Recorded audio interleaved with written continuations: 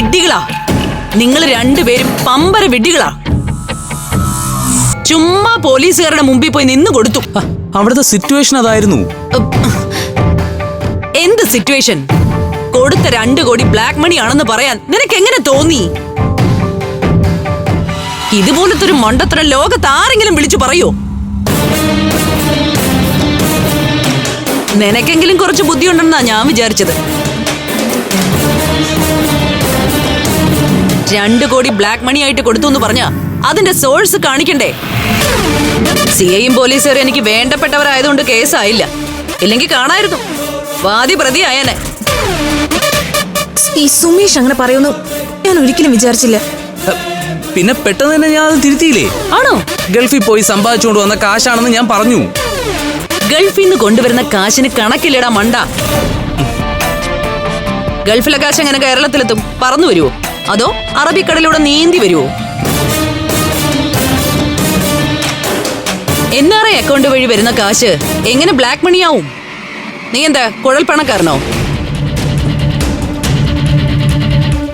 പോലീസുകാര് നമ്മുടെ ആളുകളായിരുന്നില്ലേ?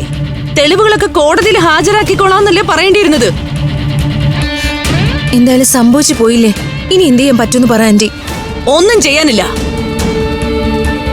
ചില കണക്കുകൂട്ടലുകൾ കയ്യിൽ നിന്ന് പോയാ പിന്നെ തിരിച്ചു കിട്ടില്ല. ഇവിടെ നമ്മൾ തോറ്റുപോയി. ജയിച്ചത് അമൃതയാ. കഴിഞ്ഞത് കഴിഞ്ഞു. ഇനി അതിനെക്കുറിച്ച് പറഞ്ഞുകൊണ്ടിരുന്നിട്ട് കാര്യമൊന്നുമില്ലല്ലോ. തോറ്റു എന്നുള്ള തിരിച്ചറിവ് വിജയത്തിലേക്കുള്ള ചവിട്ടുപടിയാവണം. നിങ്ങൾ ആദ്യം ആലോചിക്കേണ്ട ഒരു കാര്യമുണ്ട്. അവിടെ നിന്ന് തുടങ്ങണം അടുത്ത കളി. എവിടെ പോയി പഞ്ചരത്നത്തിന്റെ മൂലാധാരം? ആ അന്വേഷണത്തിൽ നിന്നാണ് നമ്മൾ ഇനി തുടക്കം കുറിക്കേണ്ടത്. ഞാനും അത് തന്നെ ആലോചിച്ചത്. അല്ല, എവിടെ പോയി ആധാരം? നമ്മുടെ നീക്കങ്ങളൊക്കെ അമൃത നേരത്തെ അറിഞ്ഞായിരുന്നോ? അങ്ങനെ ആധാരം മനഃപൂർവ്വം മാറ്റിയതാണോ? എന്താടാ സ്വപ്ന കാമുകിയോട് സ്നേഹം തോന്നി എല്ലാം മുൻകൂട്ടി അറിയിച്ചിരുന്നോ നീ? ചേച്ചി ഇങ്ങനെ എന്നെ സംശയിക്കരുത്. എന്റെ ഒരു ഗുഡ് മോർണിംഗ് മെസ്സേജിന് പോലും അവള് റിപ്ലൈ തന്നിട്ടില്ല. പിന്നല്ലേ രഹസ്യം പറച്ചില്.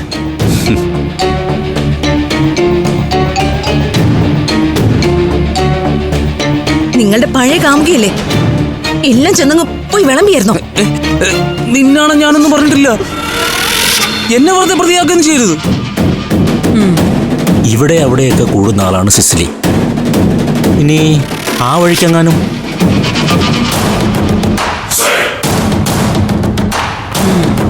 അതും ചിന്തിക്കാവുന്നതാണ്. എന്തായാലും അവളുടെ ചീട്ട് കീറിയല്ലോ. ഇനിയുള്ള കാലം അവളുടെ നാടകം കളി ജയിലിലായിരിക്കും.